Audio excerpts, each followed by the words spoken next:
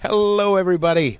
Welcome to episode, what the hell is it, 92 of CONSERVATISH. My name is Peter Feliciano, and I'm your host. There's a new episode every Monday and Thursday. Make sure you subscribe so I can get money. And also, you need to share this with your friends. Like the video. Hit the bell down there right now on YouTube or on Spotify or SoundCloud or Google Play or wherever the fuck you're listening to it.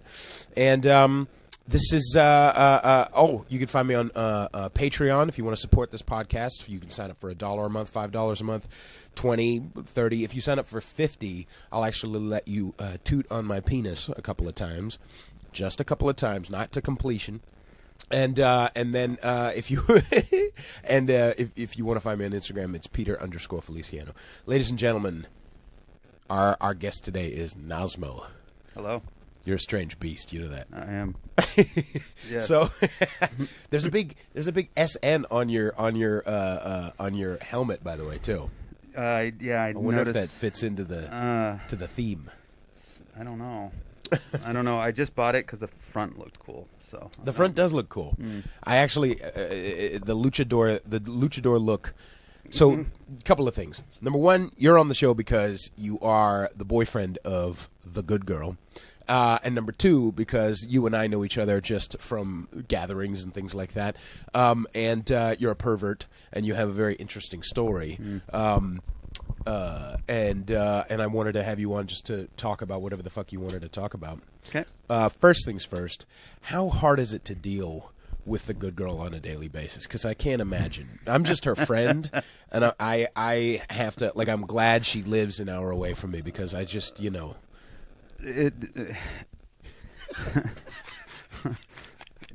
She is incredible. Like, to deal with would be a terrible. Well, yeah, that's why I think the same could be said for me. She is. She's amazing. She's opened up a whole entire world for me, and so I'm very grateful that I get to use and abuse her as right in a very loving way. And sometimes, yeah, that's what I like doing some filthy shit, especially being a dominant man.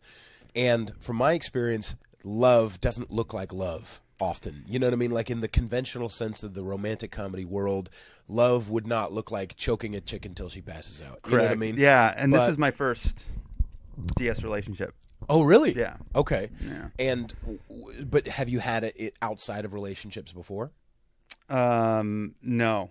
Okay. No. Okay. No. Did it come natural to you? I think so. That's what she's telling me. Good. But like that's where I feel like something opened up when I met her. It's, when we started dating, it was I wanted to open up to her about like my sexuality, and my therapist suggested asking her if she would consider going to a cuddle party. I would never want to go to a cuddle party, but because I would eventually finger somebody. That's why I'm worried about it. That's the problem, right? And because that's all you do. And right. I said, well, that's dumb. And she goes, well, that's a good, you're dipping the toe, right, just to see, rather than going, hey, do you want to go to the fucking Citadel, right? So and so I did, and she was like, yeah, I'd totally be down for that. And I just, oh, okay. Well, so then I just started, navigating through that, and we learned more about each other, and yeah, it's been a wonderful experience ever since. What was the cuddle party like?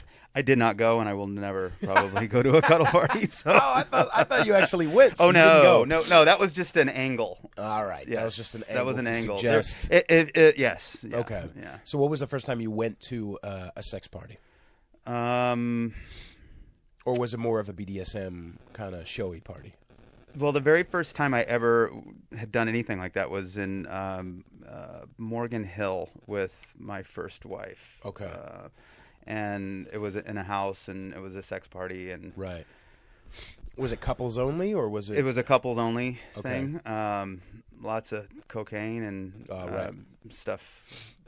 just everywhere. And I can't imagine a sex party in Morgan Hill. That sounds a little sketchy. Not as far as danger, but as far as meth. Like, well, I guess there was probably meth there. I think bet it smelled like a Walmart. That's why. There we go.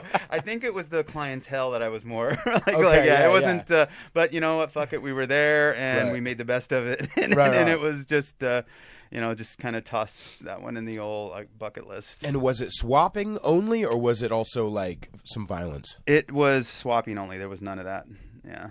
Okay. Yeah. The only violence I'd ever experienced was probably not consensual. So, okay. All right. But was it like, because I found like there's a difference between like a party at the Citadel, which is mostly someone's tied up to a cross and just beat the fuck out of, and then there's also just straight up swingers. The one over in North Beach, what's that called? A twist, I think it's called. Yeah. That one was nobody's gonna be choking nobody. Yeah. No one's gonna be slapping anybody. Yeah. It's just straight. Hey, I want to fuck your girl. You want to fuck mine. Yeah. Let's we went go to into that. the back. It was. Yeah, that front room, and then they're all dancing, and she wanted me to dance with her. I'm like, I don't dance, and she kept asking me, "Come on, babe, dance." And I'm like, and it pissed me. I was like, "Don't fucking ask me," because I don't dance. I'm like, even in high school, I didn't. So they did their thing on the floor, and we ended up going into the back room, and I was kind of being a little rough, right? And I started to notice people watching, like they were like, "What the fuck is this guy doing?" Oh, no. One guy was like, "Yeah," but we didn't go in the rooms. We stayed right in the walkway. Oh, in the where the lockers are. Well, if you go further down, there's a walkway, and then the rooms are you can go into the. Yeah, so there was a little bench there right before you turn around where the bathrooms are. I just sat right there and had her do whatever I wanted to, and so it was and it was I mean, for what I could do there, I mean, I didn't feel like maybe that was the proper space for it, because there was a lot of, I don't know, pretty vanilla. Yeah. So. I mean, I can understand doing it for. I mean, I don't shit on anybody for like any consensual sex shit. Right. I was talking with Peter from Carlsbad the other day, and he was saying like, I no shitting. I don't like shit, but I can respect it from afar. I can respect that a female is that disgusting, like mentally, to like be into that, or not even to be into that. There's even more of a heroicism to me that she would be that into the guy. Right. You know what I mean? To let that, to let that happen. Like, there's something about the mechanism of a female, of a good sub female, that like when it switches, she's willing to do fucking anything for you, and there's something so so heartening, so natural and wonderful. Did you feel that before you started playing around in dominance? No. Okay. No. I. It couldn't have been all vanilla sex. No. Okay. No. It was just. It was. There was a lot of meth involved, and it just. The guardrails were down, right? I mean, it was.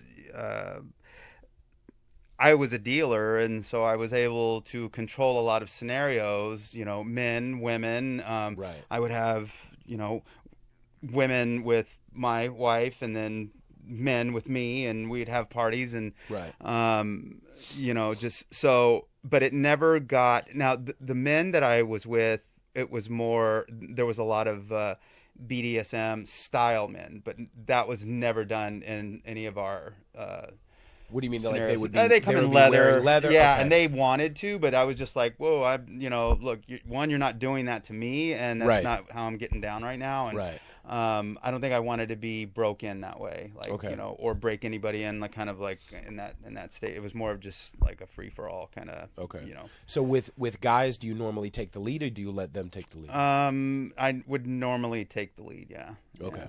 And is it like, do you consider yourself, although labels don't really, they're not, whatever, but do you consider yourself all the way bisexual? Like what percentage would you call it? Well, I thought I was, until some guy corrected me with some kind of fucking attitude. He was like, well, you're not really bi, you're, what is it, pansexual?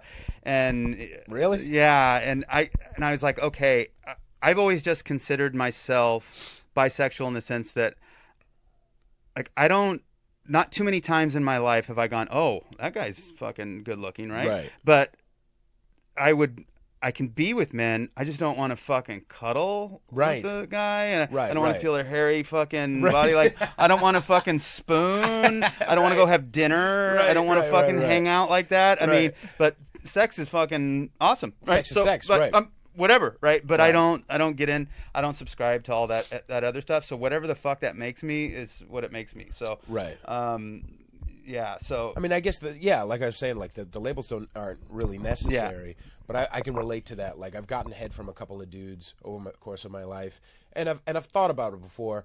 But it's like for me, it was like I was looking down, and for me, I was like mostly doing it because it was a dry spell with females, and I was like curious, and I Right. thought I was maybe bisexual, Right. And I was like, well, I wouldn't kick David Bowie out of bed, so Right, let me figure it out, Right. And I remember literally like getting head from a dude and looking down and be like, well, that's weird, maybe that's why queer came up. I was maybe that's where the word is quite queer.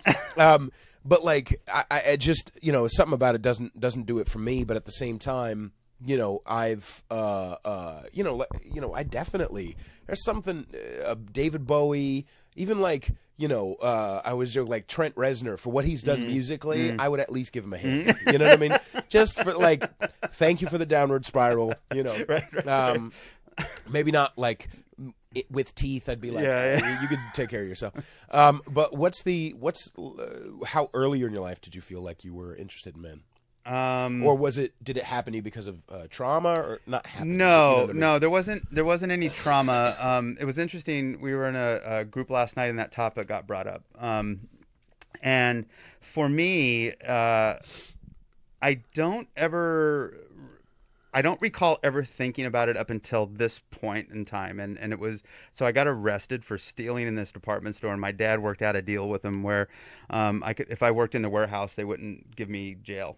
And I was a teenager. And so they had me work in this warehouse, and there was this guy working there, and he gave me some white crosses and some speed. Oh, some speed. Okay. And he started talking about, have I ever got my dick sucked by a guy? I'm like, no, I never thought about it. And so, but when he said it, I knew where he was going with it, and I got kind of excited. And I don't know if it was the drug or maybe the drug was kind of like loosening me up to it. And he's like, yeah, man, it's just like if you stuck your dick in a hole, you wouldn't know who's on the other side, unless the whisk. And I'm like, oh yeah, I guess you're right. And he goes, you want to do it? And I'm like, sure. Like, so, I mean, I didn't even fucking go, whoa. I just was like, okay. And so we did it a couple of times. And so I felt like it was like I was a virgin all over again, because when I lost my virginity, I was ready to go again. And with him, I did it, and I wanted to do it again, like half an hour later. So it was very interesting. Was it an attraction to men? Has it been, do you feel like it is now?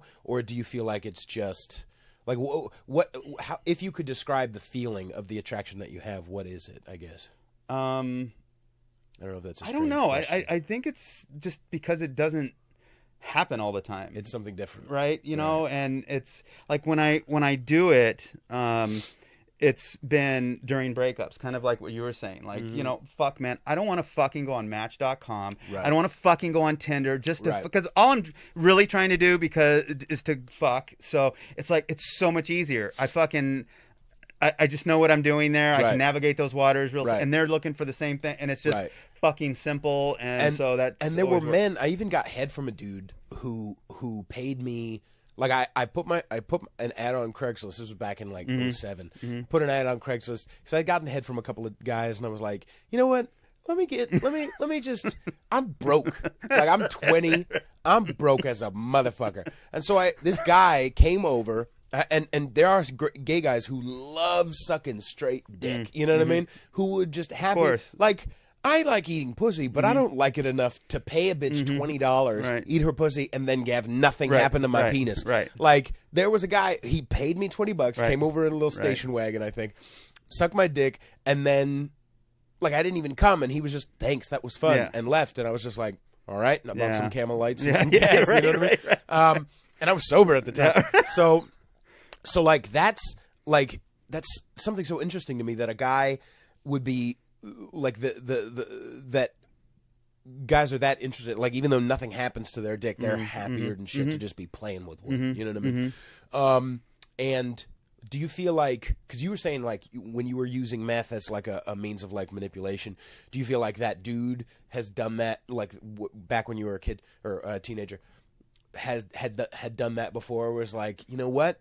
I want to suck some dick. I mean, I do like meth. I want to suck some dick. I'm gonna entice this straight guy or whatever to be curious about it, and then, you know what I mean? Yeah, I do think. I'm sure he's probably run that same line, and it's just like, a numbers game. I'm sure, just like in anything, right? I don't feel that if I would have said fucking back off, he would have forced anything. So I mean, I felt he didn't make me feel unsafe. I mean, but.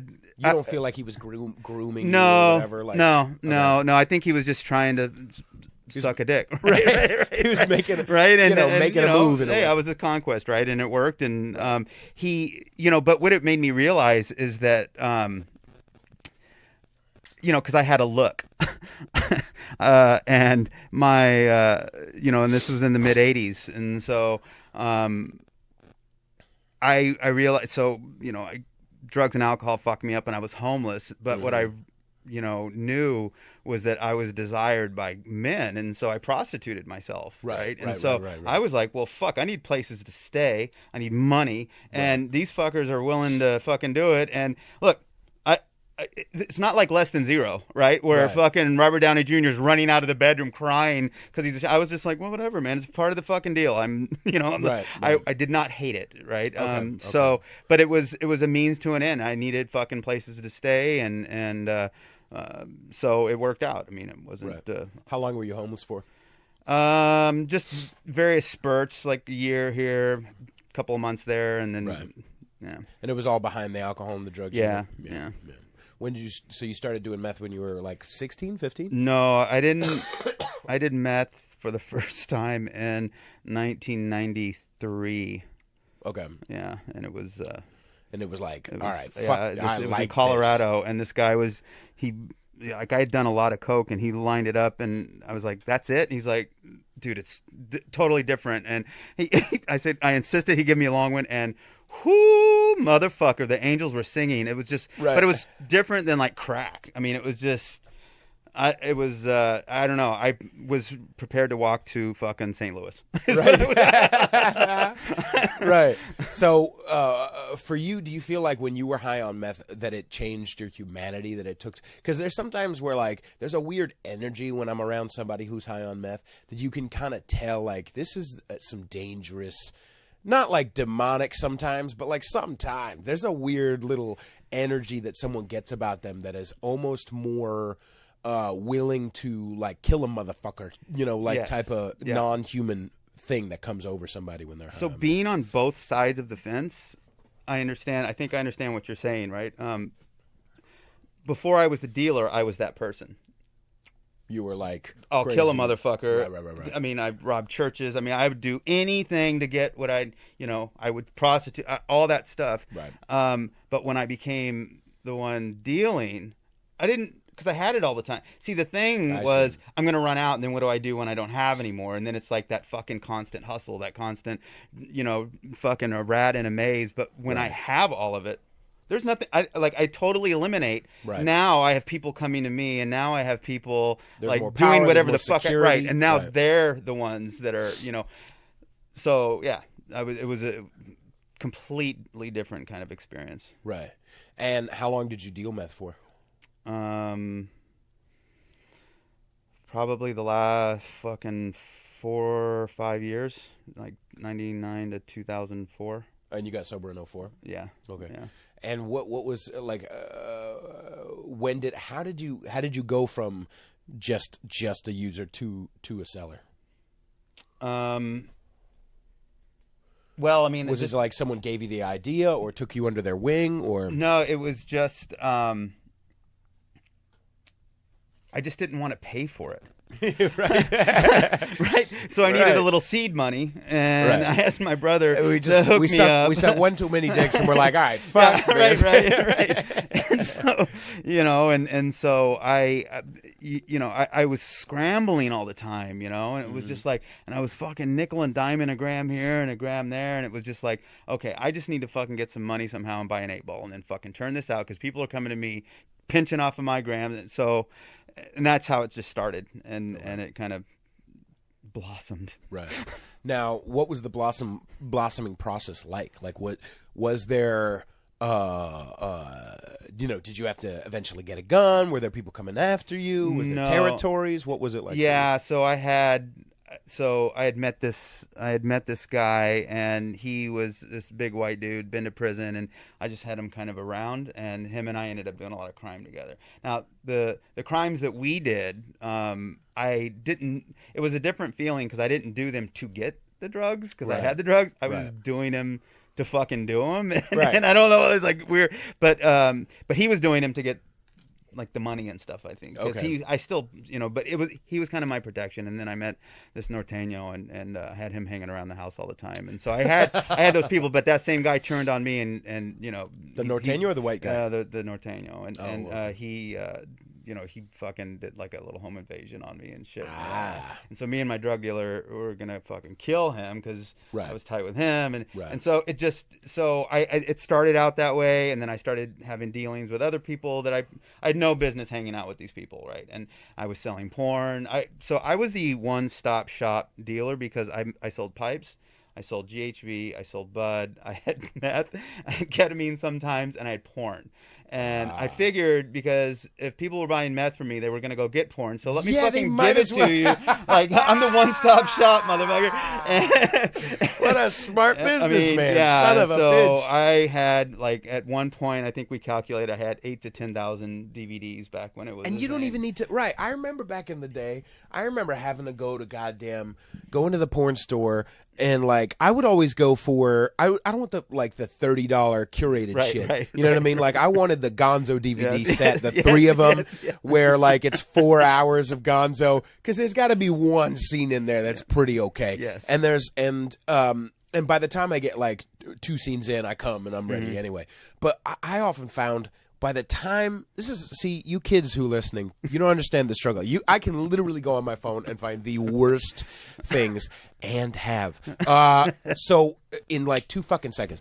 And so we would, and I can't imagine like when you were, because you're a little older than me, like the hardships of if you only had fucking magazines or one VHS, you know what I mean? Somewhere in Palo Alto is one VHS fucking porn, or wherever you grew up. But anyway, like I remember going, and it was hard, man. But I remember just being around the porn store and the sadness that I would feel of be like choosing going through in. DVDs. Had you ever? Because one time I remember once or twice the girl or the guy, the person working at the porn store was like a cute girl, and now I just feel like even worse. I'm just like, God damn it, I'm just a loser at half an hour before the porn store closes, just like, I think this one's good. Like, I just feel like a piece of shit. Yeah. I would just send her to go do it. You would just... all of them. That all the makes time. sense. I would just fucking make her go do. Yeah. So, did you... I mean, I don't know, I guess, why anyone would. I mean, like, when I saw, like, Breaking Bad, how there was, like, the whole idea of, like, oh, we have to have good meth or whatever. You didn't give a fuck, did you? Mm-hmm. You did. I did. So you I wanted was selling the high quality it. shit. I was selling it, and I Okay. wasn't going to sell anybody anything that I wasn't doing. And so, Okay. Yeah, I wanted the best shit, and so I paid for the best shit, and I insisted on having the best shit. And Okay. I got connected to people that had some of the best shit. So yeah, it Okay. was and and it wasn't an ego thing, and I didn't want to be known. I just wanted to have the best shit. So, Right. so the byproduct was they got it too, right? Right. And was there ever a time, because that whole idea of like, well, you're gonna smoke, don't get high on your own supply. You were like, fuck you, I'm gonna do it. That's a good rule, but I just right. So what was the thing that started to bite you in the ass? So you said like you ran into obviously some Norteño, some gang shit that happened, and you got screwed over. What happened with that? Did you rough him up? Like what happened? No, he came back and he apologized. He apologized. I mean, That's he amazing. was just Norteño. like, man, I was fucking, and I was okay. like, I get it, man. And live by the sword. Yeah, and it's like that guy was in my place so much. He knew where everything was, but he didn't know where everything was, right? And so it was just like nobody knew where all of my shit was. And so that sorted itself out. I kind of felt like he was such a big presence as far as security that it's like, all right, man. Like I part of me actually felt bad for him because I could see him fucking, getting kind of out there, right? And so, but it's that same principle, right? It's like he didn't have it all the time. Like he was doing stuff for me and I was giving it to him, and I just can imagine like he was out and didn't want to fucking come back and do shit for me again. And so did he pay you back? No. Okay. No, we just squashed it. Okay. Yeah. That's interesting. Yeah. Yeah, I mean, I guess there would be the possibility of taking that, if you were a different person, to taking that the wrong way. Yeah, what I mean? more importantly, I needed to convince my guy not to touch him. My guy didn't give a fuck. Like he had a shotgun and was going to get in the car kind of a thing, and I was just like, nah. Okay. I went, but after I talked, I was just like, we can't. It's cool. He's cool. He was just fucked off. Right. So because you had been there before.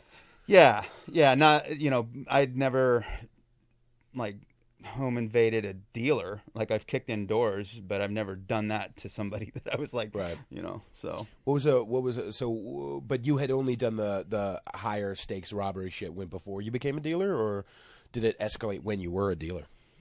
No, it was. I hope you're all right talking about all this. It was more highbrow once I became a dealer. More pinky in the air. Right. Get a magnet in the truck. Yeah. So it was, before it was just anything that I could get. I mean, it was, mugging women. Churches were always open, so I'd rob churches. And where would they keep the money? It wasn't the money; it was the equipment that they had, because they always had speakers and fucking keyboards and TVs, and they're always open, always fucking open, right? And so you just go in there and go, "Hey, fucking go into the bathroom," and swoop, and it doesn't take that long. Right? And they're like, there's nobody like who's big security at a church. There's like a couple of nuns, right? Yeah. You know what I mean? Or an old guy who loves the Lord. Yeah. Interesting shit. Okay. And then what was mugging women like? That was tough. Like, what would happen is we would go to these daycare centers, and it was 8:00 in the morning, and mom is bringing Jimmy to school, and all they're doing is just running in and coming right back out. So we would fucking boom, boom, boom, boom, hit their cars because they leave their purses in the car, and a couple of times the moms came out too quick, and it's not like we were gonna go, so we heard him, and it fucking sucked. So that's the fucking nightmare that's in my head a lot. Like, I've always said it, like I can talk about it and it may land with people, but it's like I'm the one that hears the screams, that doesn't go away, the fucking stuff. And so, have you been able to find any of those girls to make amends? Or? I have no idea. So I just have other ways of like doing that, because I don't know. In my head, they're traumatized for the rest of their life, and I have no idea if that's true or not, but I'd rather just play that and continually just to try to, never fucking go down that road again. Like that. But that's where I, was doing all that stuff before I was dealing, right? So when I was dealing, it was more, different kind of robbing. I didn't. There was no need for me to do that. There wasn't a need for me to break into a person level. Get that's $20. Foot soldier. Yeah, you're at this. People level. were doing that to get to me, right?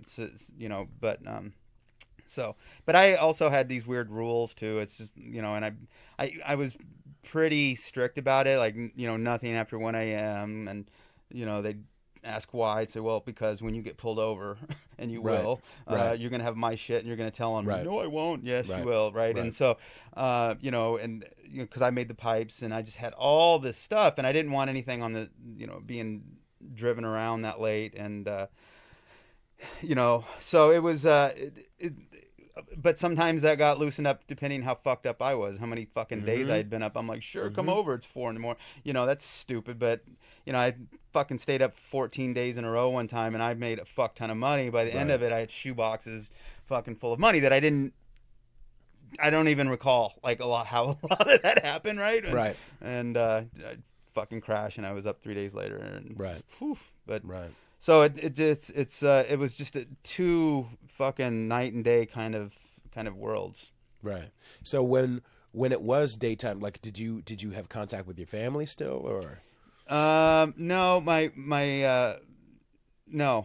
stepdad. They always would try to keep tabs on me, and I used to have a camera on the outside of my apartment to see who was, and I would make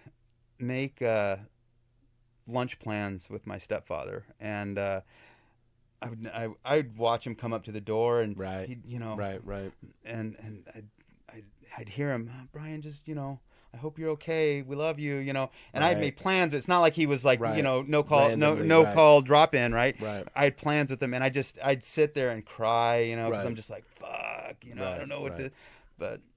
So yeah, they did. They were really concerned. They'd come and do welfare checks on me in the hotel rooms just right. to make sure that I was alive, because I stayed in one hotel room and then I would work out of two others.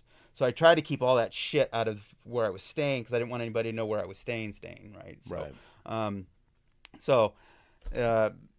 They'd come to the place where they were the only ones besides my brother that knew where I was staying, and they would come every once in a while and right. pray with me, and I'd be like, oh, get the fuck out of here with this shit, right? Oh, my poor mom just wanted me to be well, and I'm cussing her under my breath. Right, Get the fuck out of my... I got shit to do. I had shit to do. like, nothing. Right.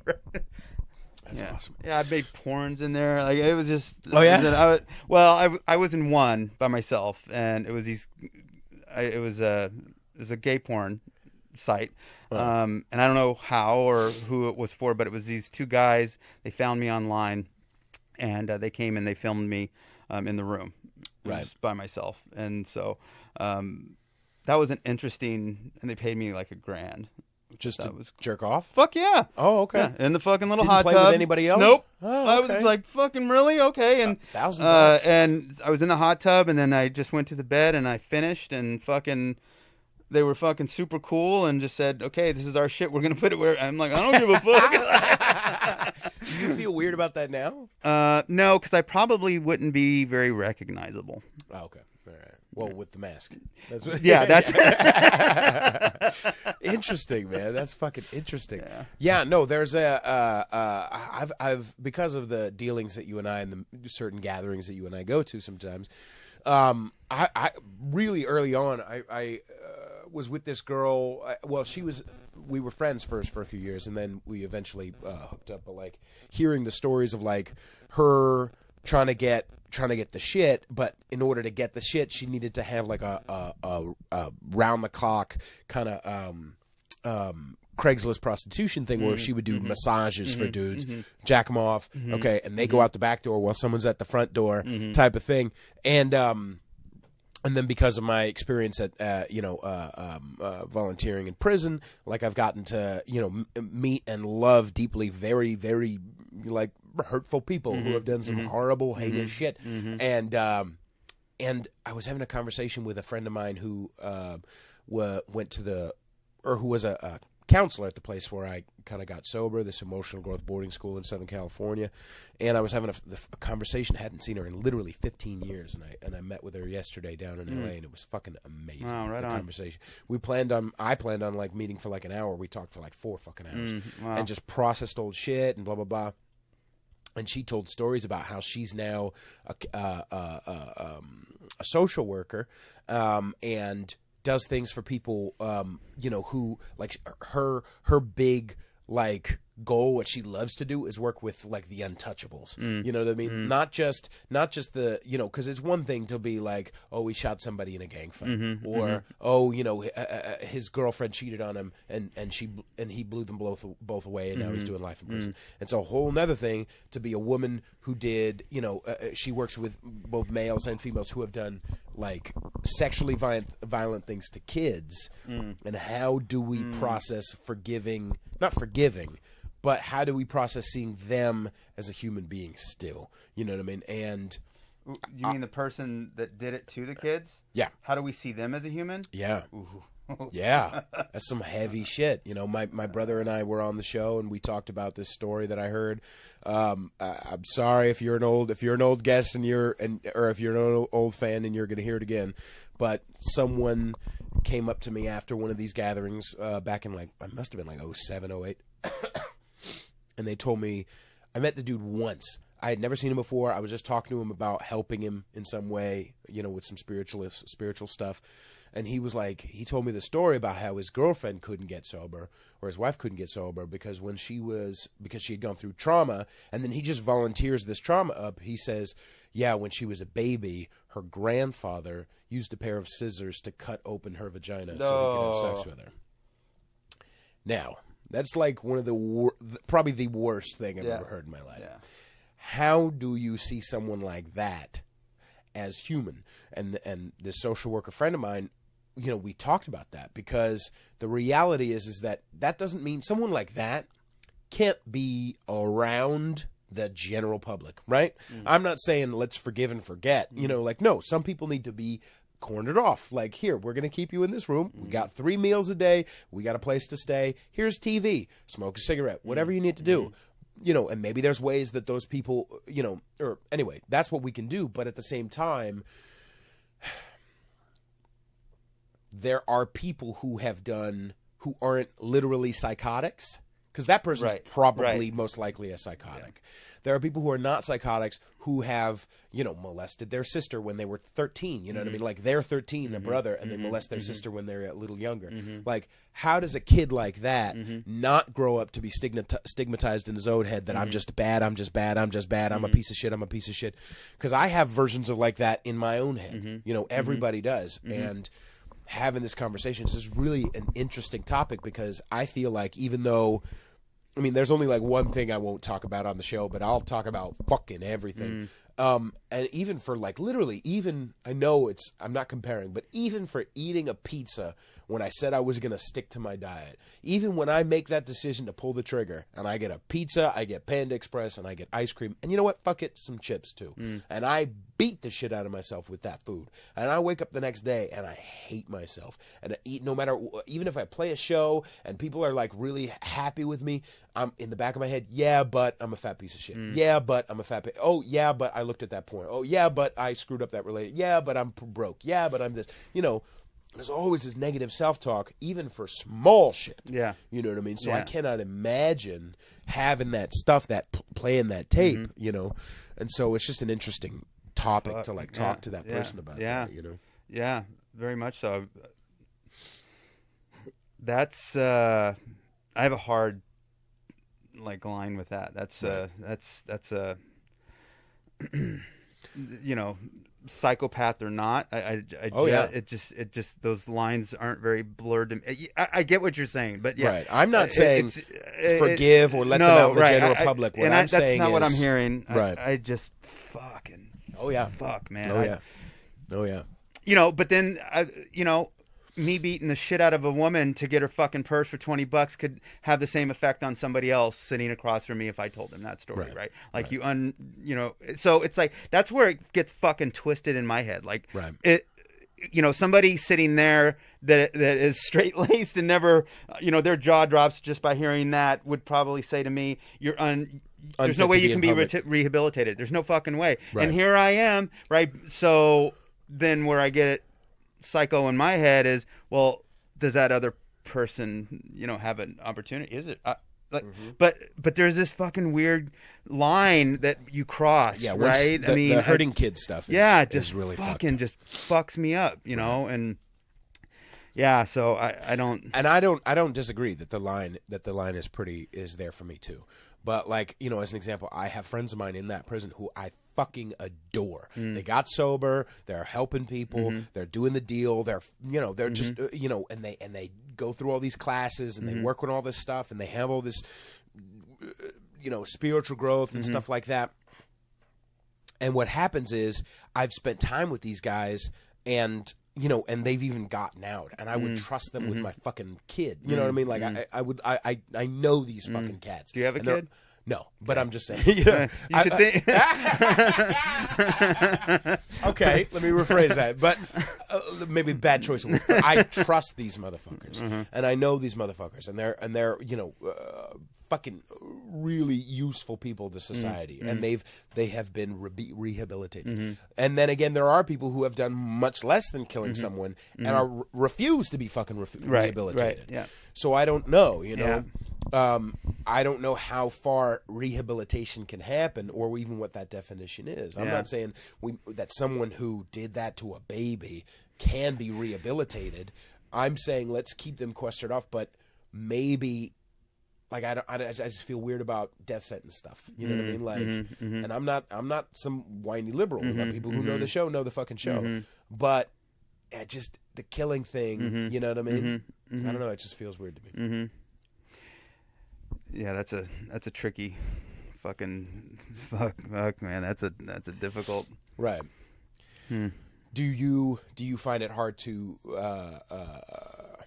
I don't know, maybe forgive isn't the right word, but like when it comes to that stuff that you did to females and stuff, like do you feel like it haunts you, or I mean, have you been able to process that stuff? It used to. I don't forget it, but I'm no longer tethered to it. I mean, it's interesting. You were mentioning your friend who used to go on Craigslist to get, and that's, even though I was the dealer, I would prostitute my wife that way. Right. Because she needed to pay me for the drugs. But it also played into the three-way scenario. Right. So it was kind of a voyeur thing. I was still in control. So in a way, there was this dominance there, without the BDSM kind of side to it, right? But it still fed control. For it did. Oh, absolutely, absolutely. I mean, it on so many levels, right? And at the end, leave your fucking money on the table. Right. And, and I would have things laid out to where if they got sideways, they would know that, like, that would not be a smart thing to do. Right. So it fed this thing. But I was prostituting my wife. Right. Right. I mean, not the most healthy right. Thing and to so do. I was, and I was, it was just, so I think about all of that stuff that I had, how I'd hurt women, and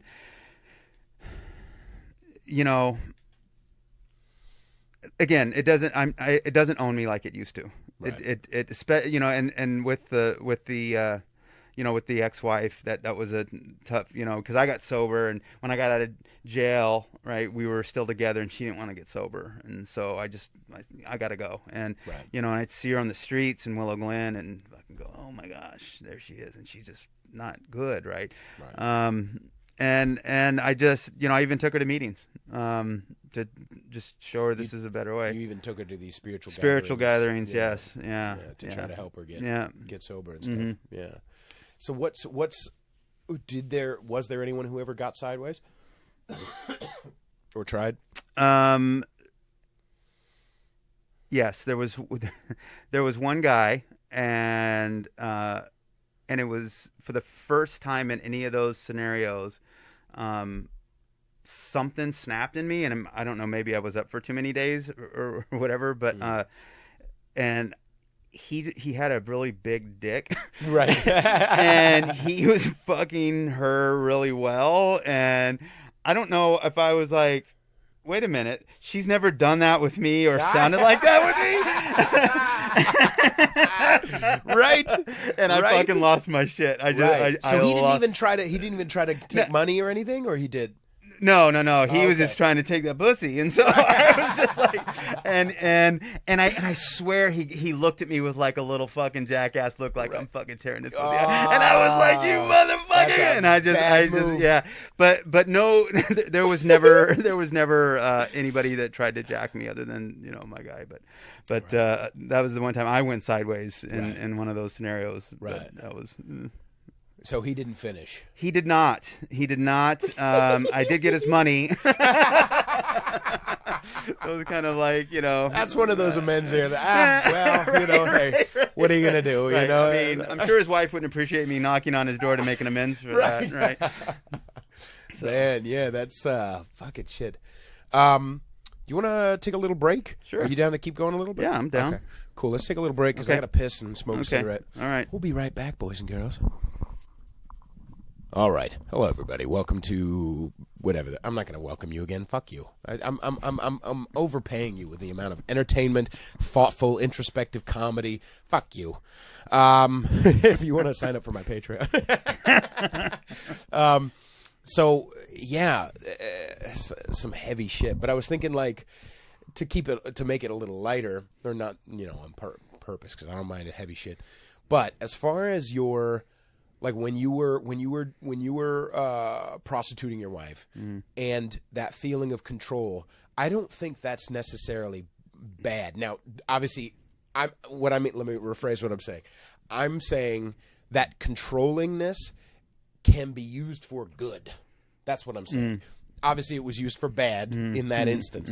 But there are some guys who are naturally down to just kiss boots, submissive men. You know what I mean? And I think you and I are probably naturally more inclined to have to drive the fucking car. You know what I mean? And I don't think that driving the car, even though controlling is a bad, maybe not the right word I'm looking for, but that driving the car is a good thing and can be used for good. So maybe, like, have you ever been in a situation with the good girl or with other women where it was consensual and was good, and you were doing that thing where you were kind of overseeing everything? You know what I mean? You were the journeyman. Did you ever have that feeling where it was like, oh, this connects, like, emotionally? Yes. Yeah, that's a good question. Yes. So we have played with others, and there was one time we played with there was a couple, and I just sat and watched, right? And so that's kind of right, because I think they were like, "Are you gonna join us?" And I'm like, "I'm just taking this shit all in," right? Because one. That used to have a cigar, yeah. like I'm fucking, just because it's like I felt like I was in the director's chair, right? Yeah. And I remembered when they asked me, it pissed me off. I was like, stop! I'm doing this. I'm fucking joining when I want to join, right? Right. And just I like, believe me, I'm enjoying myself, even though I have this stoic look, and I'm just it's I think a lot of things were coming up for me, which were this was with someone that I truly love, and that all parties were, we met for dinner before, right? It wasn't, and it was planned, and it was a thoughtful, and we were all engaging in conversation through messages and things like that, and so it was really, really nice, and we've had experiences with just including other people as well, and yeah, that's been good, and I've always been men and women. And the only woman that we've been with, we met at Folsom, but yeah, I mean, and I've controlled every single scene. I mean, right? I think what I'm really looking for next is just one where I don't have to. What do you mean? I don't see. I say that, and then I end up controlling it anyway.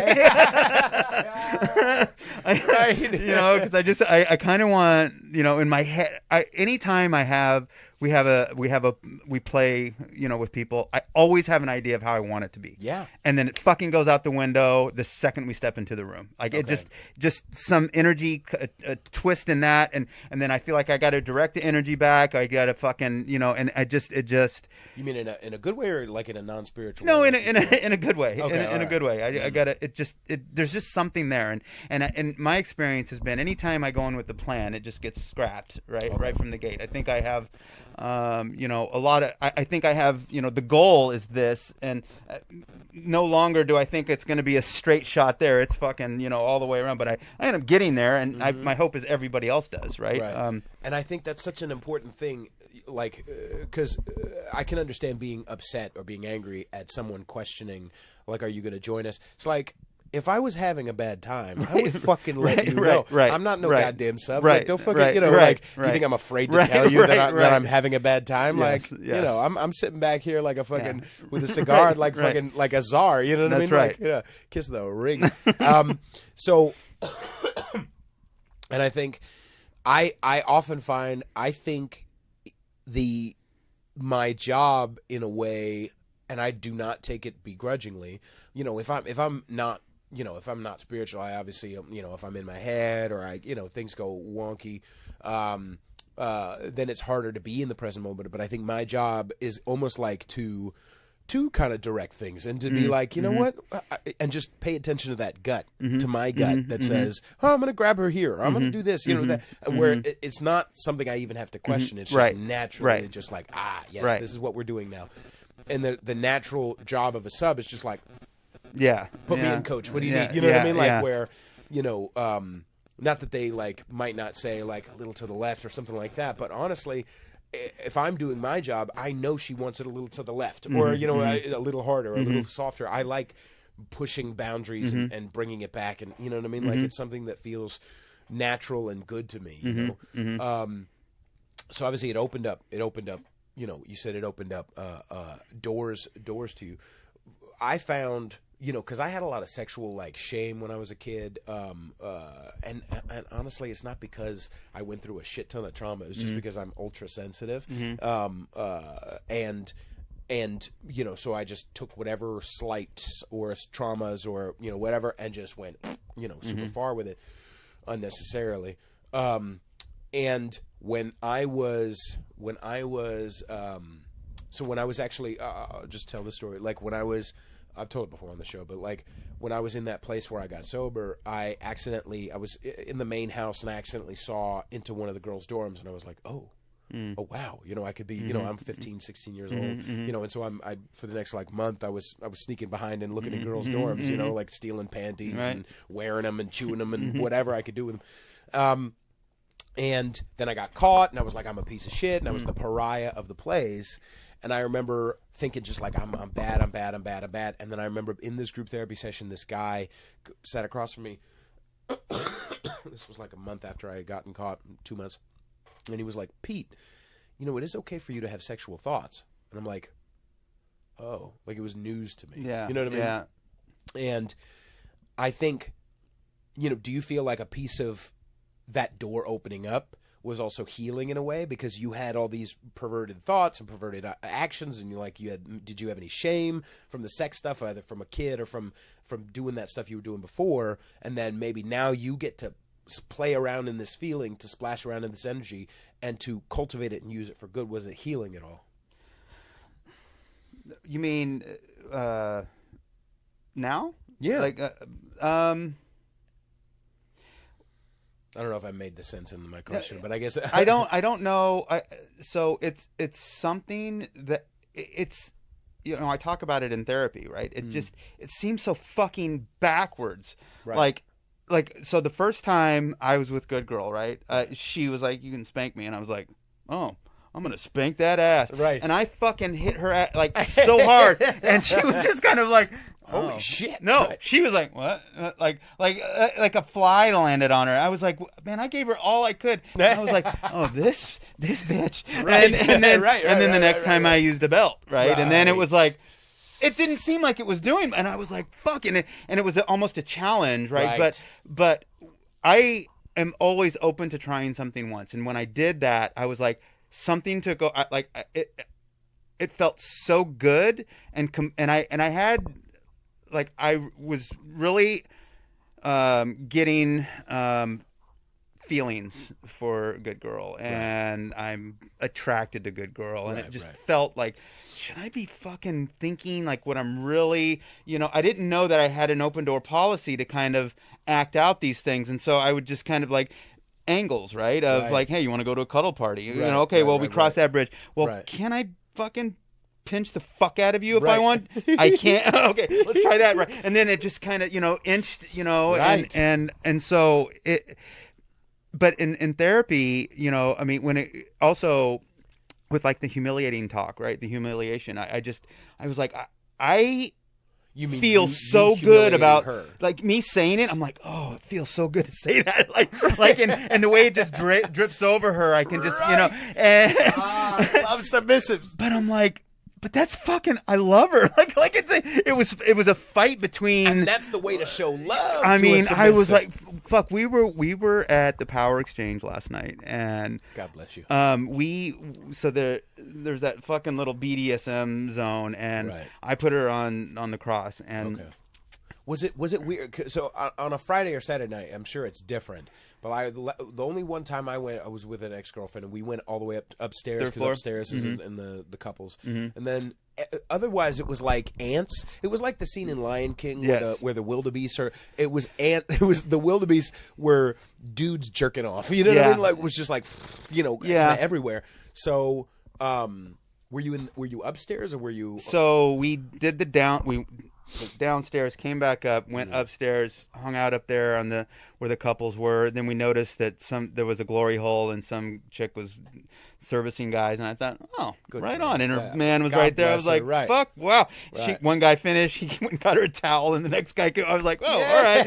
And you know, we were just sitting there, and it was just kind of like, but nobody else was doing anything, and it was just kind of like they were just all in their clothes, and I didn't know. And so I was like, fuck this, let's go downstairs. And so I just fucking told her, I pulled down her pants, and because there's that railing up top, and you know, I would look, and people were just like, what the fuck is this guy doing? Because you know, and there was this, you know, every once in a while we get a crowd, and you know, like, I don't know, man, more than anything, I was pissed that I didn't get to bring some of my tools. Right.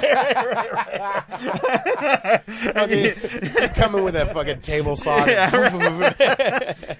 But it was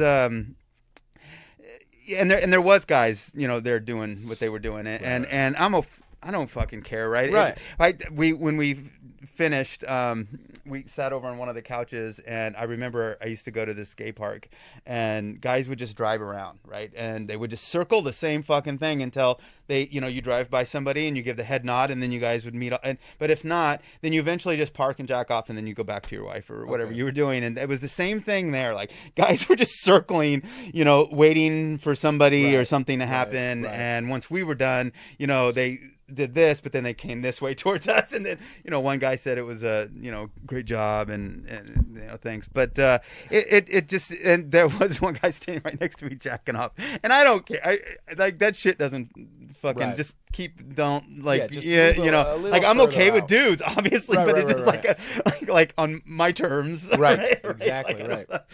So it was, and that was my first time there, and I'd always wanted to go there. Ever since I moved to California, I've wanted to experience that shit. I used to do fucking like tons of cocaine, you know, and back in the Midwest, and I just would tell people I'm going to move to California and San Francisco and just fucking have sex, you know. And when I moved out here, I learned about, you know, the Power Exchange, and I'd always wanted to go, and she'd always wanted to go, so we went. So it was a good time. Mm-hmm.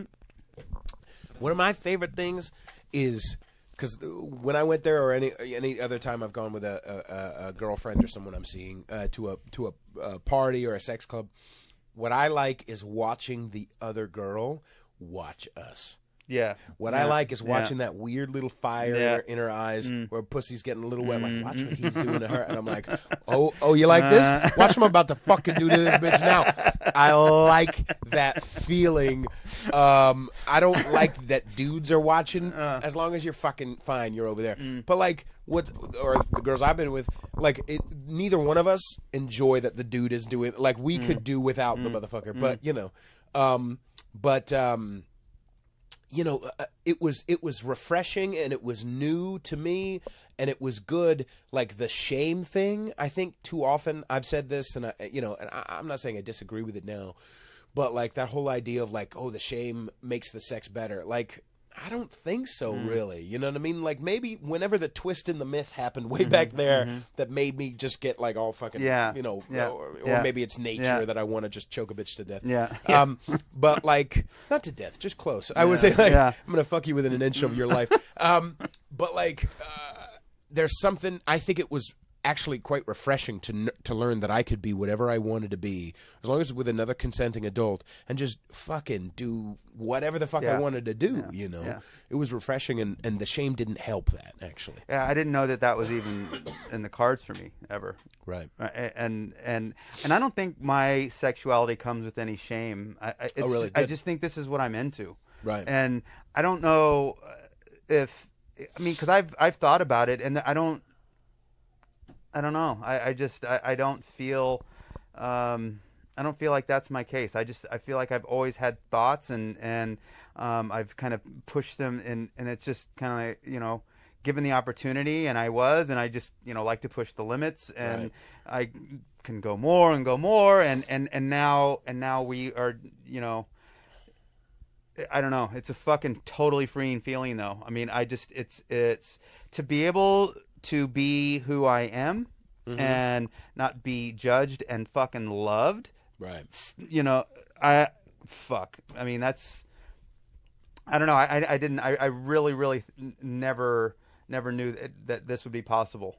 Right. I mean, selling drugs, people will tell you it's okay, and they're on them too. So but sober is like an entirely different deal, because I feel like it's more real, right? Like people can't. There's no crutch. Like I was fucked up. That's why I let 5 guys fuck me in my ass, right? Well, no, you're sober now. So and that's what bothers me too sometimes, is that like at some of these places that we go, that you and I both go, some of these gatherings, people will say like, well, that's who I used to be before I got sober. I'm not saying throw caution to the wind and just fuck people, like willy-nilly. I mean, do it.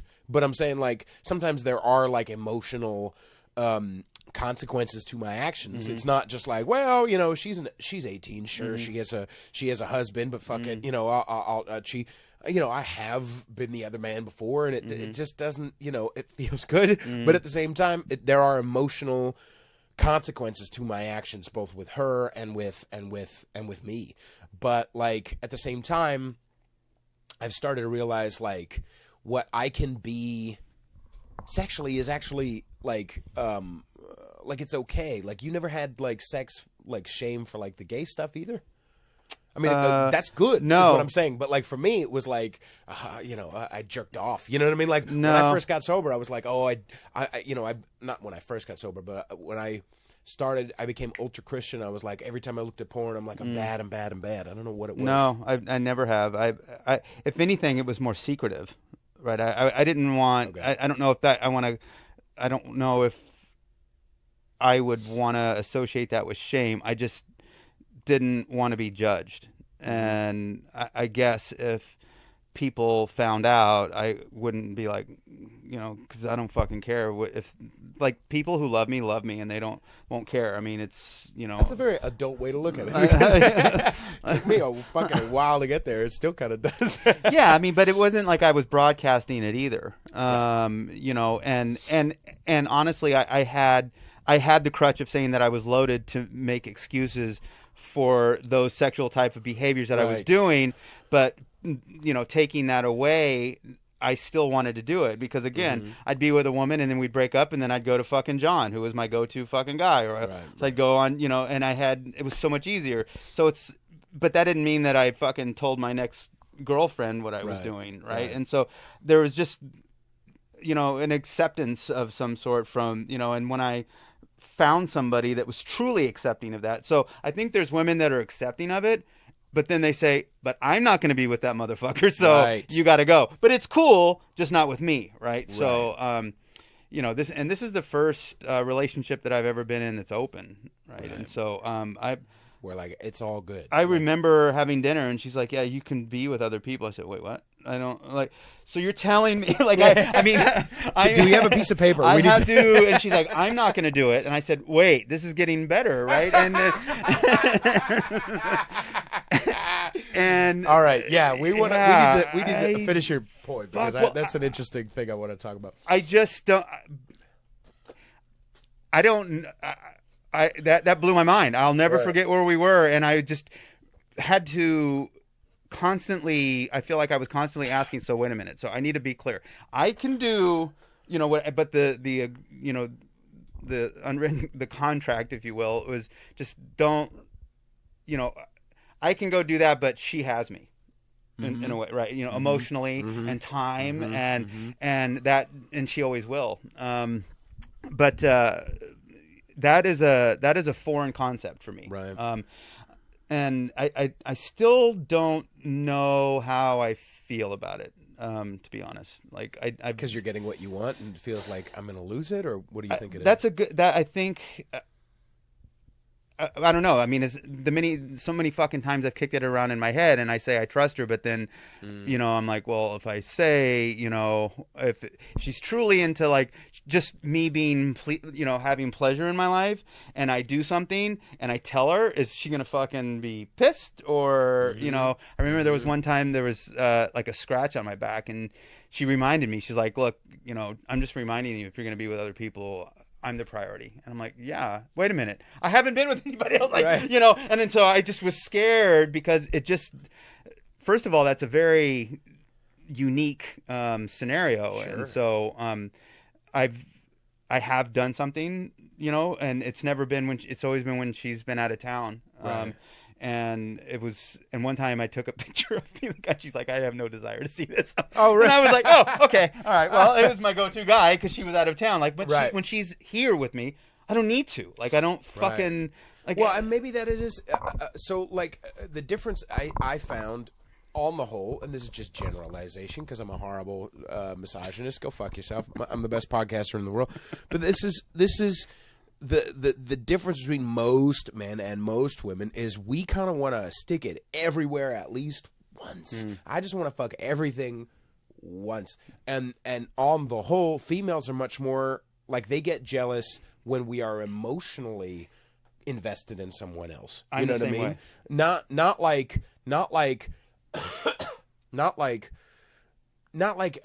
I mean, I feel like I would be more, I mean, I guess I would be jealous if a chick I was with was like looking googly eyed at another guy. That's one thing.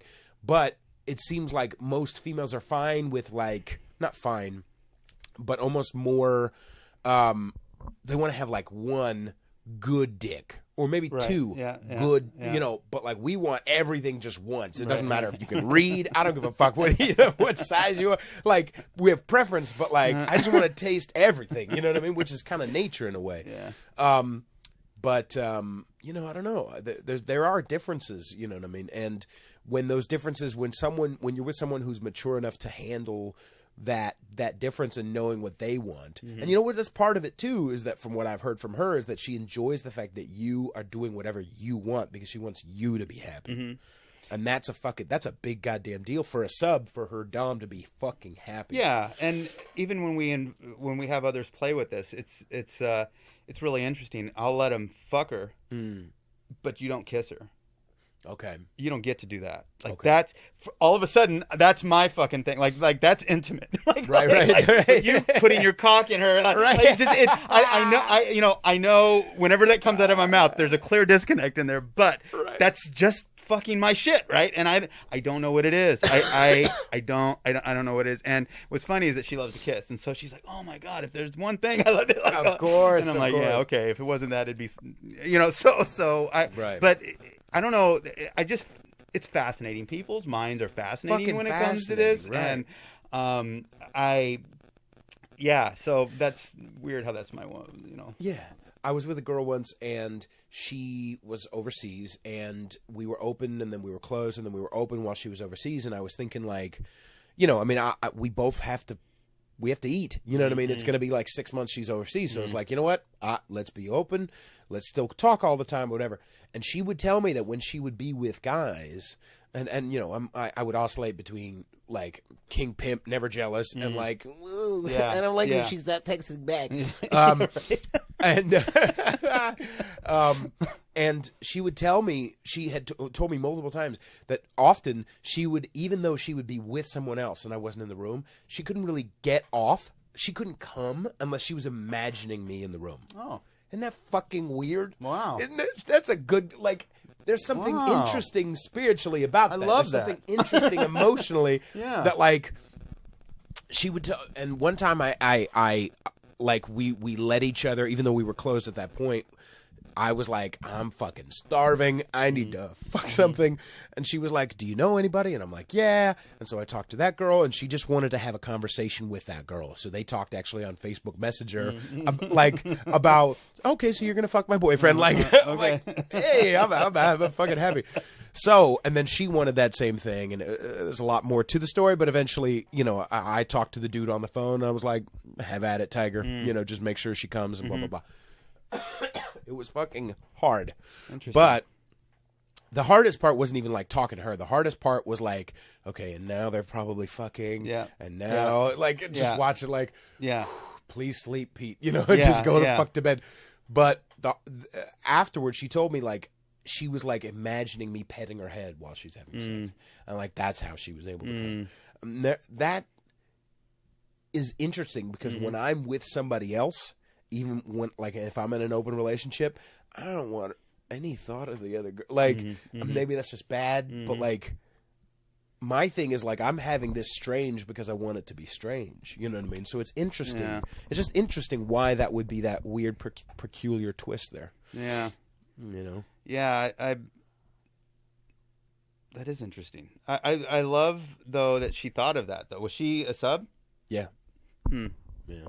That's interesting. Yeah, I don't think. I'm sure not every sub's the same, but like there's something obviously just from the grand picture of what she said on the podcast about having threesomes with you is that she is happy.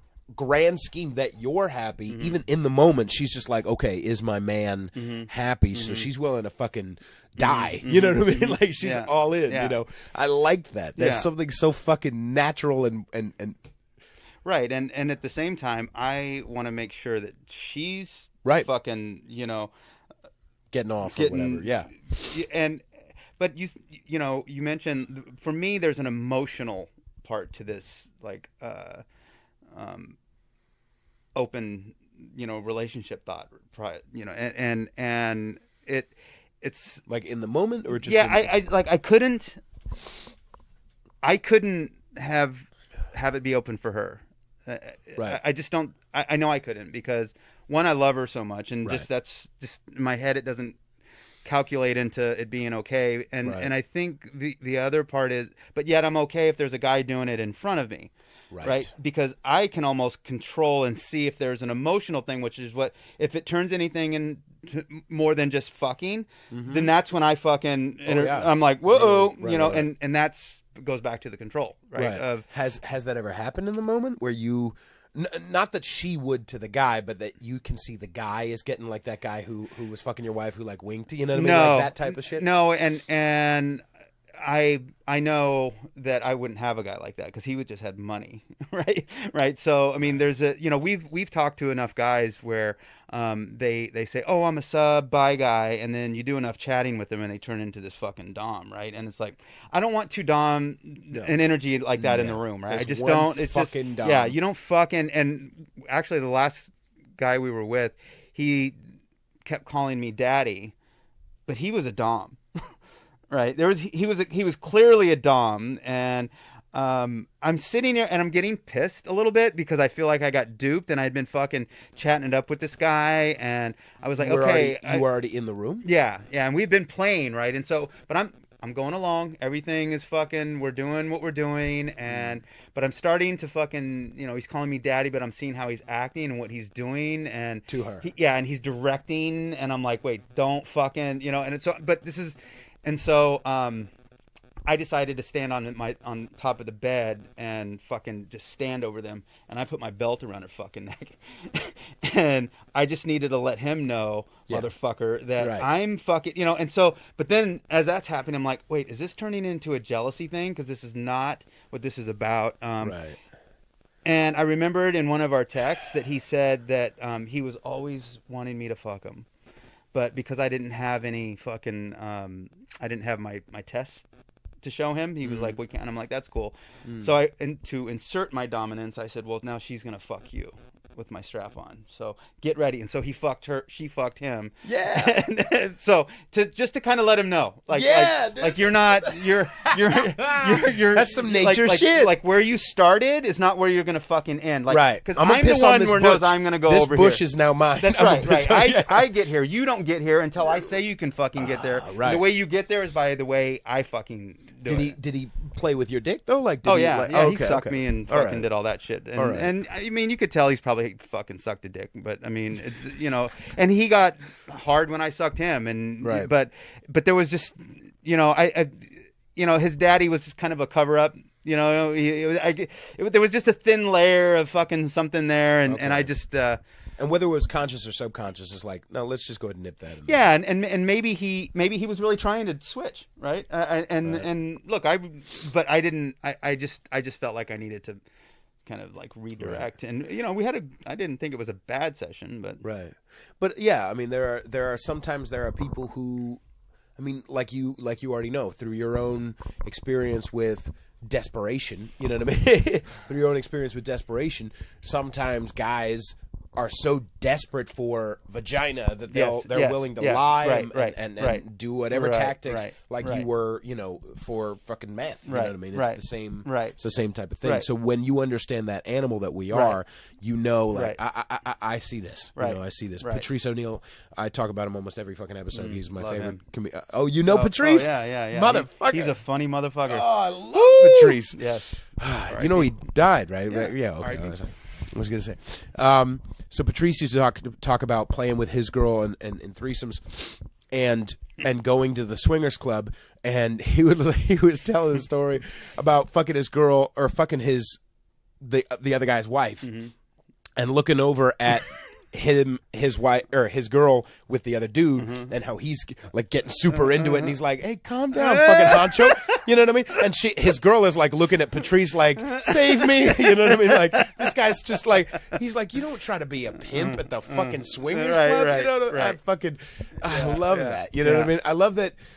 I always try to understand that there are some things we just don't like, and then there's some things that are on the other side of jealousy. You know what I mean? And it's hard to practice to squeeze that muscle and go, okay, I'm going to let go here. This is not. It's all right, Pete. You're not. This guy is not like that guy who was fucking my ex-girlfriend or my girlfriend at the time. He wasn't. Like when I talked to him, he was just more like surprised, like, oh, okay, cool. You know what I mean? He wasn't like gonna fall in love. You know what I mean? Yeah. He was just like, hey, yeah, whatever you need. You know what I mean? Jump how high? You know, I got you. You know. And we had already met. You know what I mean? So it wasn't a big fucking deal. You know what I mean? And through that, it was freeing because now I know I can do it. But I don't know. Sometimes I've actually had times where I was like, I'm so married to the idea that I'm open that I'm not happy and she's not happy. You know what I mean? So I don't know where, like, it's hard to delineate what's something I need to get over and work through and something that is just genuinely what I don't want. Could you be in an open relationship with somebody that you fucking loved? Just fucking loved. Yeah, but that's the thing, is that define open. Well, you can fucking fuck any other. I'm happy to do fucking anything. Right. Her? And you allow her to? Her? Right. I've been in that before. In love? Yeah. Okay. But I don't know. Because I want to be able to know that on paper. That, like, yes, I'm happy with my girlfriend or wife fucking whoever she wants. But I have had times where, at least in the beginning, where she was fucking somebody else and would intentionally like not text back at a certain time or intentionally like you know, like where she told me after the fact, like, yeah, I was kind of playing games with you to make you jealous so that you would cinch up the relationship and we could be closed. You know what I mean? So my paranoid brain, and I'm still doing a lot of inventory about this because I'm repeating a lot of that same patterns when it comes to the females that I currently see or would see over the last few years, is like, where is my paranoia real and where is it fucking paranoia? You know what I mean? Right. Yeah. And how do you figure that out? It's fucking hard. I think honestly, more often than not, is me being paranoid. If I'm already in, if we've already established a few months in and we're a year in and we love each other, it's not my fucking job to constantly, are you sure? Are you sure? Are you sure? And like peck at her. Are you sure? Because you said you wanted this thing, but are you sure? Like, and to make her insecure so that I can feel secure. That's a pattern of mine I've done before. You know what I mean? Or I'm insecure, so I'm going to act like king fucking shit so that she feels like, or like that old thing of like, I've had times where like I make a girl cry and then I'm not happy until she cries. Oh, and then I'm like, I feel that. And then so I'm much. like, okay, now I feel bad, but I also know that you want me. Right. Oh, I could rip him to shreds, right? Yeah, and man. just like that was my thing. I loved it. That's that, and that would get me hard. I mean, it would get me so hard. Oh my God, just to see them just destroy them, just shatter their fucking heart. Just fucking like, you know that part in Indiana Jones where they fucking rip out the fuck and she's just, and I'm like, fuck off. And I want to look her in the eye as I bite into it. You see what you're getting? You see what's happening right now? Yeah, dude, that sadism can be used for good, but it can also be used for bad. Absolutely. And I don't know. It's hard to, because I want to know on paper. Like, I mean, I'm a podcaster. I'm a musician. I'm going to New York. I'm pretty sure shit's gonna fucking pop off. You know what I mean? Yeah. Like, as far as being known and whatever. Like, I'm down to be. I want to be famous enough to just rule the fucking world. And if that's the case, I don't want to be. I wouldn't say that I want an open relationship at this point. Open relationship to the point where I don't even tell my girl about these people and I'm just on the road willy-nilly. But I definitely know I don't think I'm down to just have one pussy for the rest of my life.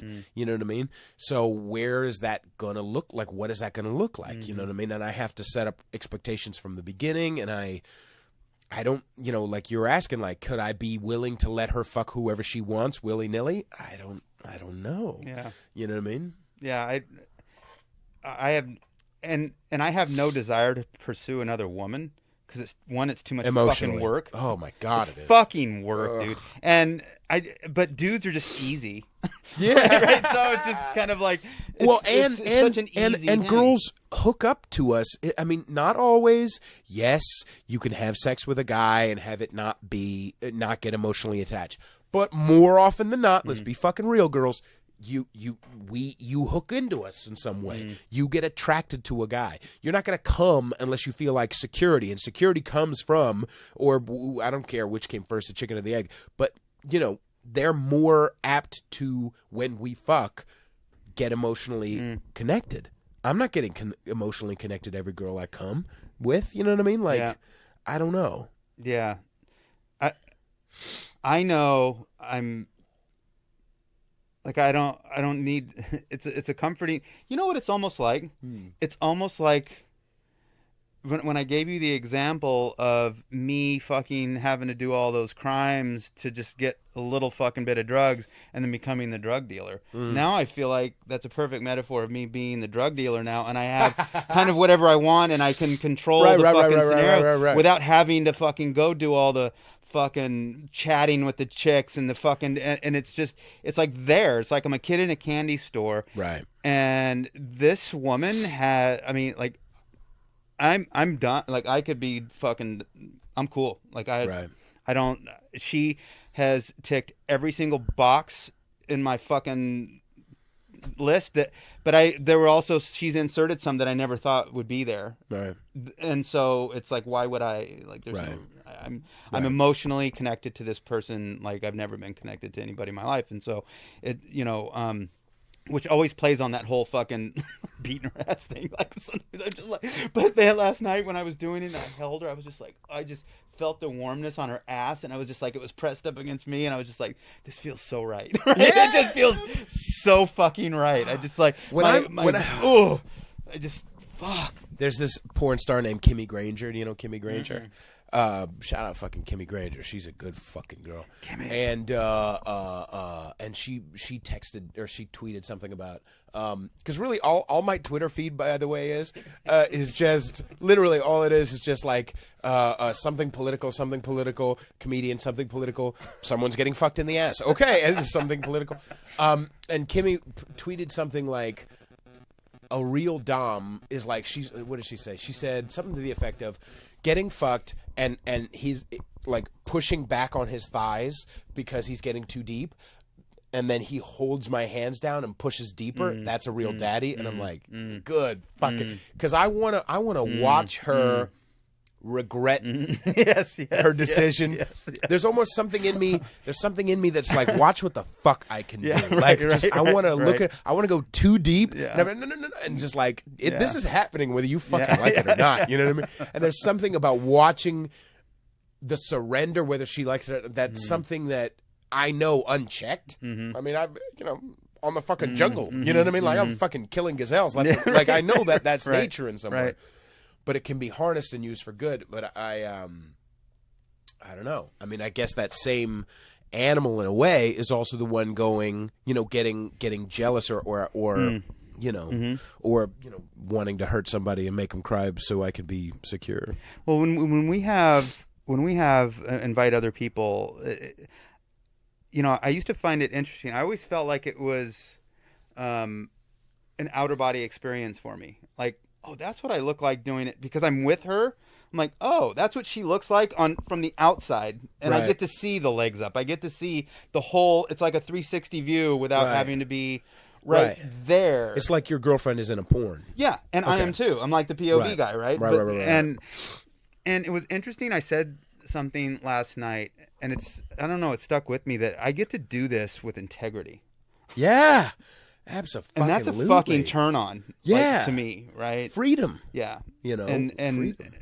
There's nothing to hide. There's no fucking bullshit. And for a long time there wasn't any integrity. And even I guess I could say even in my the sexual side of my life, because I would be with women but then single, and it's just, but I would never tell the next girlfriend about it because I was embarrassed or didn't want to be judged. But now there's not, so now I feel like it's just fucking different. You can be exactly yourself. Yeah, and there's some integrity in that, I think, and it's a good feeling. And fuck, I wish that for everybody. Like, as long as they're not hurting people without their consent. Like, fuck, man, hurting people without their consent. You see what's happening? I wish that for everybody too. But I think, I've also, and then we should start wrapping up. But I did want to. You've been in the scene, and I got to tell you, and I've talked to the good girl about this on the show, about how a lot of the people in the scene are fucking annoying. I thought everybody would be like kink.com porn stars walking around, everybody's fuckable and everyone's like cool and with it. Nobody, but often I'll go to a scene party or to a Citadel, and I'm like looking around like, I want to fuck like maybe 2% of the people here, number one, or number two. They get so wrapped up in the lifestyle words, like in what's safe and consensual. Oh, my fetish is to dress up like a fucking animal. No, it's not. That's not a real fucking fetish. I'm sorry, that is not a real fucking fetish. That's you're a Ren Fair kid who has nowhere else to go. That's all it is. Don't come to my fucking sex club and try to put your fucking politics on my goddamn shit. Don't. I like to. My fetish is to eat macaroni. That's not a fetish, you stupid ass. A fetish is watching a girl pass out and being like turned on by it. You fucking. You ever made a girl pass out? No. Oh, it's fun. No. There's something fucking watching, like I've looked up online just to see a girl pass out. Not even like fucking her. There's this one video of this girl sitting, and there's a guy behind her with either a belt or a shirt like around her. Shirts work well too. And like watching her just like, because there's a look that comes out. It's no longer like the over the top. Oh yeah, baby. All that goes out the fucking window. You can't fake that. No, they look dumb. They look stupid as fuck. And there's a serenity because your body is literally taking over, and you're just And there's a weird noise, and there's something about that just makes me fucking. Why did I start talking about that? Oh, anyway, have you run into people in the scene who are fucking annoying? Maybe not, because it sounds like you didn't really go into like you already have you and the good girl, so you don't have to like go to like a a mixer. Right. Yeah, and the only thing that I am checking on is like people that we will invite in with us, right? And so I have these firewalls and these fucking red flag words that I'll hear, and and sometimes something may slip past the goalie, but it was interesting to watch her navigate through that at the beginning, and just because I was like, just set it up, and she's like, well, I don't, and there was a lot of interest, and people hit her up all the time, and usually she'll just plop them over to me, and I'll but I also can just stop talking to people because I know there's a lot of bullshit, right? Where she will feel bad and want to continue the conversations with them rather than just like not reply and just she'll keep conversations going and then tell me such because we won't say her name, but that is exactly a good girl thing. Fucking you're hungry? I'll kill myself. I'm like fuck them. I'm like fuck them. Don't reply. I'm like I never do. And guess what? They never hit me back and go, are you still there? A month like, no, fuck those guys. There's 50 million of the same motherfucker out there, right? And she's just, and it's funny and cute and fun, but she's got to figure that out, man. She feels that's fucking funny. Oh, yeah. Good girl. She's a good girl. Yes, she is. Hello. Thank you so much for coming on the show, man. This has been fucking really interesting. I never know like what the structure of the conversation is going to be. I thought we might talk about some heavier shit, but then that middle there was just like, whew, some heavy shit, but I appreciate anyone who's willing, even masked, anyone who's willing to come on the show and talk about it, because I think ultimately my main goal with starting this was to humanize everybody. Initially, it was mostly to humanize conservatives, because I know conservatives who aren't pieces of shit. Surprise, surprise. And just to be everybody in the middle and relax, and everybody's kind of politically kind of somewhere in the middle. It's not, most people are not far right or far left. Relax, calm down, stop picking sides. But I also wanted to tell fucked up racial jokes, and I also wanted to talk about disgusting sex, and I appreciate, because for me at this point, even early on, it was like easy for me to once I talked about being a peeping Tom or whatever, like it was like, okay, I have no secrets anyway, fuck it, So I appreciate you being willing to come on and talk about whatever, the deeper shit, the darker shit, the nastier shit, the fun shit, whatever.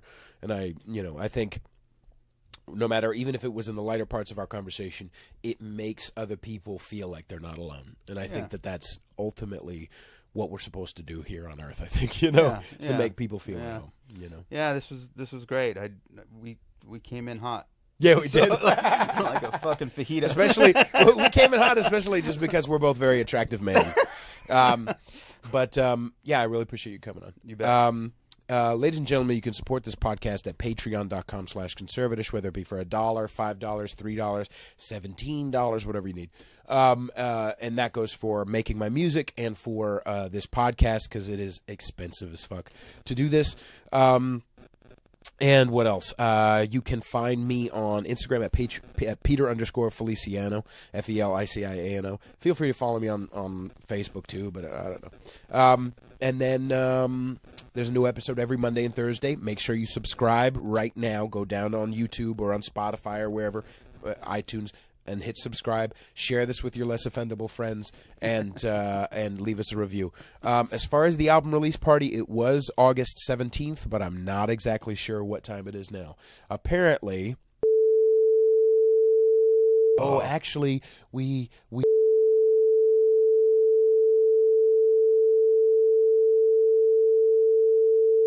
and they said no. I'm like, okay, and then 4 days.